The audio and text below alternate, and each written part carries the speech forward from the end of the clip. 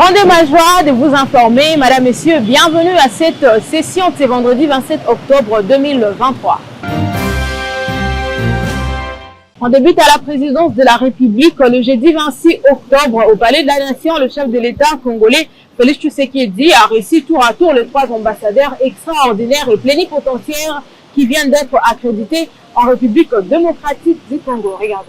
Le président Félix-Antoine Tshisekedi Tshilombo a reçu les lettres de créance des 3 ambassadeurs extraordinaires et plénipotentiaires qui viennent d'être accrédités en République démocratique du Congo. C'était au cours d'une cérémonie protocolaire organisée au Palais de la Nation. Premier à rencontrer le chef de l'État, Ingo Herbert, un diplomate allemand. L'Allemagne avait repris la coopération structurelle avec la RDC depuis l'accession à la magistrature suprême du président Félix Tshisekedi en 2019. Elle reste encore un partenaire fiable pour la paix, la sécurité, la stabilité et la cohésion sociale en RDC. Ensuite, le président Félix Tshisekedi a reçu les lettres de créance de Apollinaire Mogobaye de la République du Tchad. Le Tchad entretient des relations d'amitié avec la RDC qui se sont renforcées avec la désignation du président Félix Tshisekedi en 2022 comme facilitateur dans la crise tchadienne par la communauté économique des États d'Afrique centrale. Et enfin, s'en est suivi de Marseille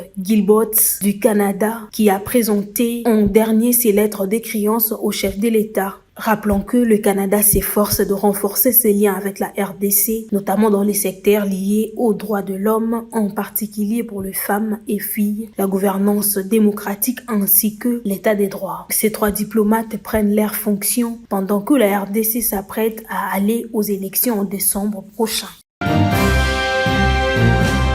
Puis à la primature, le Premier ministre Jean-Michel Samalou Kondé, en séjour en Bruxelles, précisément en Belgique, accompagné d'une délégation ministérielle, a clôturé le forum Global Gateway qui s'est tenu du 25 au 26 octobre 2023. Jean-Michel Samalou Kondé a salué la matérialisation des échanges commencés avec l'Union européenne par la signature de protocoles d'accord dans les secteurs de transport et mines. Nous y reviendrons prochainement lors de nos prochaines éditions avec toute force et détails.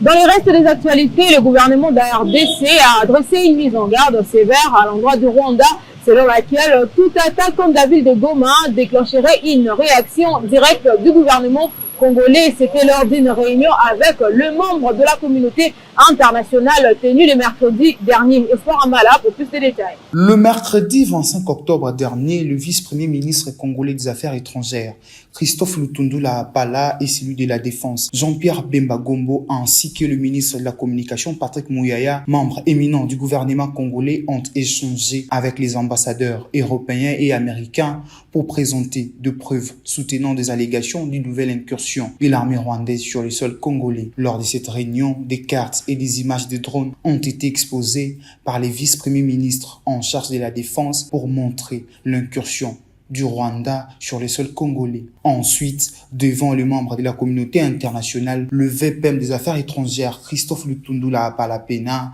s'est montré catégorique et a averti la communauté internationale et le Rwanda que la RDC est prête à réagir en cas d'une attaque sur Goma. Je peux vous dire, au nom du président, au nom du gouvernement, que si jamais, même par hasard, une balle tombée sur Goma, mes chers partenaires, sachez que nous allons réagir dans les heures qui suivent. Signalons que sur les fronts, les affrontements ont repris le jeudi 26 octobre dernier matin entre le M23 et les forces armées de la République démocratique du Congo dans la région de Kibumba, à une vingtaine de kilomètres de Goma, dans les territoires de Nyiragongo. Nous ne sommes pas équidistants entre le Rwanda et la RDC, car la RDC qui est agressée et envahie, ce sont là le propos de l'homme politique français Jean-Luc Mélenchon ce vendredi 27 octobre du haut de la tribune de l'Assemblée nationale, après avoir été reçu par le chef de l'État Félix Tshisekedi. C'est évidemment par le non-alignement que nous parviendrons à cette attitude. Le non-alignement n'a jamais voulu dire la neutralité. Jamais. Le non-alignement veut dire qu'on se donne le devoir d'apprécier au cas par cas ce qui se passe pour faire prévaloir en toutes circonstances des principes stables et communs. S'il y a une mission de l'ONU, elle doit être équipée en armes et en matériel pour faire prévaloir les raisons pour lesquelles elle a été envoyée à tel ou tel endroit, et vous savez de quoi je parle. Dans ces conditions, le non-alignement peut sans cesse nous rapprocher, si nous nous réclamons de principes communs. Ce n'est pas la neutralité, et c'est encore moins l'équidistance, comme je l'ai entendu dire une fois. Nous ne sommes pas équidistants entre l'agresseur et l'agressé. Nous ne sommes donc pas équidistants entre le Rwanda et la République démocratique du Congo, car c'est la République démocratique du Congo qui est agressée et envahie. Et à ce fait, nous disons à nos propres collègues, ce que vous trouviez valable pour l'Ukraine et la Russie doit s'appliquer pour la République démocratique du Congo et le Rwanda. Le refus que vous prononcez contre les organisations qui pratiquent des actes de terreur, à tel endroit, vous devez aussi le vouloir ici et le faire respecter avec la même énergie.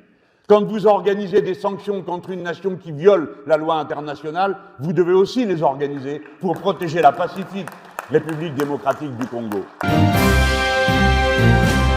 Direction province, précisément dans le Congo central, où le renforcement du partenariat entre la Norvège et la province du Congo central était au menu des échanges entre le chef de l'exécutif provincial, Dr Gimbadou, et l'ambassadeur de la Norvège en poste en République démocratique du Congo, ainsi que la représentante résidente intérimaire de l'INFPA dans son cabinet de travail. Images et commentaires de Divine Bala.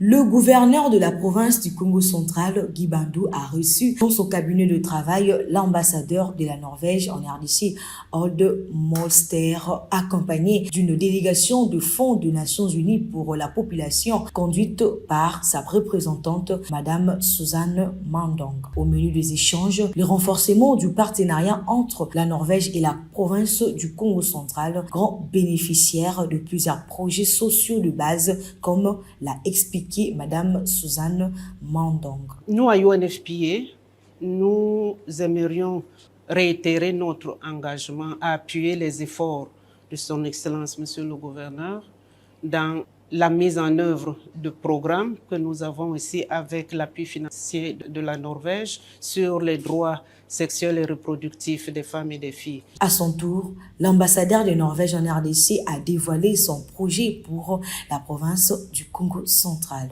Le développement et la santé sexuelle et reproductive est importante et une priorité pour la Norvège dans notre politique de développement, notre politique étrangère. Et je salue Son Excellence le Gouverneur pour faciliter notre travail et pour la Norvège aussi de pouvoir travailler ensemble et aussi pour moi, quand je suis en province, de pouvoir communiquer à Oslo, aux autorités, à mon gouvernement, que les projets fonctionnent, ça donne des résultats et que c'est nécessaire pour mon gouvernement de continuer cet effort. Toujours dans le Congo central, 27 inciviques et criminels, dont 25 hommes et 2 femmes, ont été présentés devant la presse par le commissariat provincial de cette province. C'était le jeudi 26 octobre 2023, dans le cadre des opérations menées par la police nationale de cette province pour le rétablissement de paix.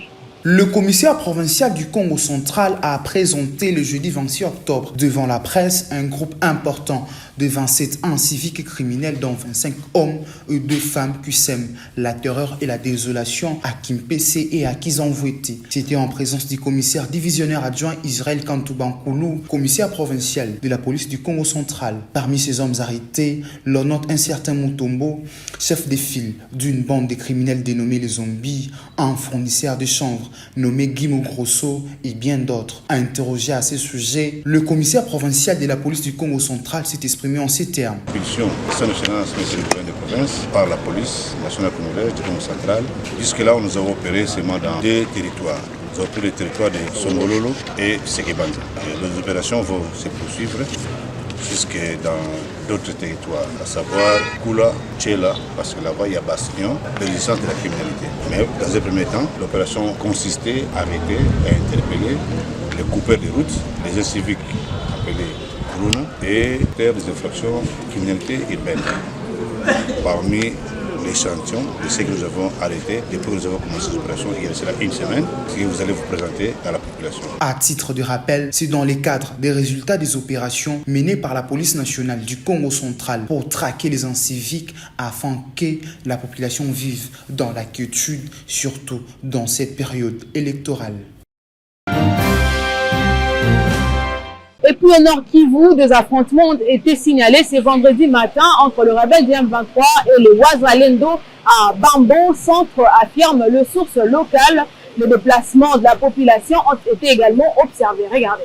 Alors que le rebelle du M23 et leurs alliés de l'armée rwandaise tentaient de déborder au pied du volcan Nyiragongo pour prendre la ville de Goma dans la matinée du jeudi 26 octobre dernier, une riposte consistante avec des tirs précis des FARDC s'est imposée, allant jusqu'à déloger les M23 dans les collines de Bisogo, Nyundo, le village de Kinrame et Burambo dans le groupement de Baomba. Cette riposte musclée a obligé les rebelles à déplacer l'artillerie avec laquelle ils pilonnaient les positions des FARDC à Elou sur la frontière congolo-rwandaise des Kassizi. Les M23 regrettent d'avoir provoqué les FARDC depuis leur position d'observance du cessez-le-feu. Ils pensent tout de même que si les rebelles perdaient Kibumba à la suite des combats, ça serait un coup de poignard dans le dos du M23 qui n'aura plus de facilité à faire parvenir ses renforts du Rwanda vers ses positions dans les Massissi. Dans la même soirée du jeudi, des renforts en hommes et munitions venant du Rwanda et de Rutshuru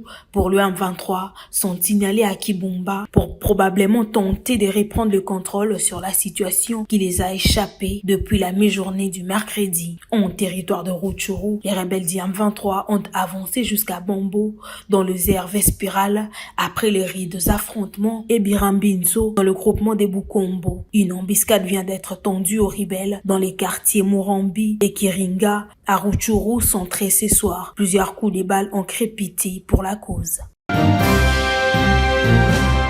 Et puis en culture, pour boucler la boucle, madame, messieurs, triste nouvelle pour la RDC, l'ancien guitariste congolais de l'orchestre Viva la Musica de Papa Wemba et d'Afrique internationale de Tabouley Rochero, Bundele Rigostar, a tiré sa révérence le jeudi 26 octobre dernier en France de suite d'une maladie. Regardez.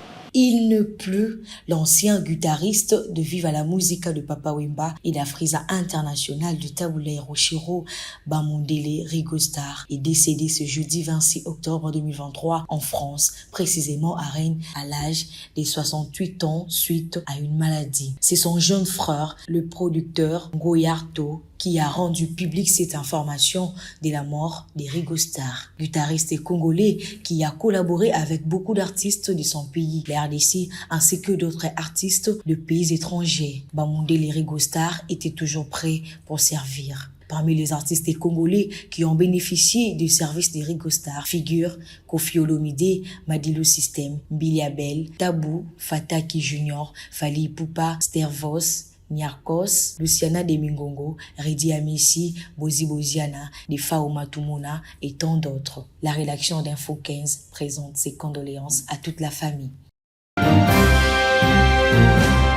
Vous l'avez certainement compris que c'est la fin de cette édition d'aujourd'hui. Merci pour votre attention soutenue, mais également à Iris Santoto qui était derrière la caméra à la chefferie d'édition, Divine Mbala, mais aussi à Peggy Chassa, coordonnateur de ces magazines, mais également à Patrick Massoya, président fondateur de la fondation portant son nom.